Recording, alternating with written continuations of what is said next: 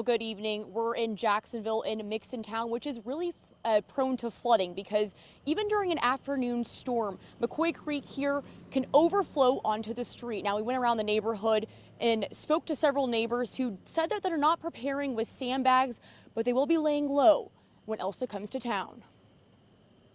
Everything was literally like a torrential flood. This is what McCoy's Creek Boulevard looked like during the peak of Sunday afternoon storms. I've lived here 5.5 years and I've never seen it flood like it did.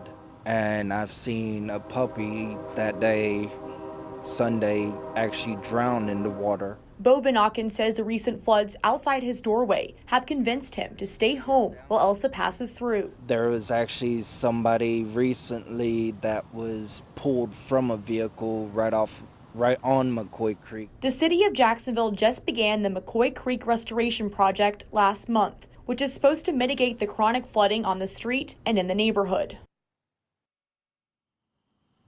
Now, the project is expected to give homeowners some relief after it's finished in about 4 or 5 years. Live in Mixon Town, I'm Haley Harrison, First Coast News, on your side.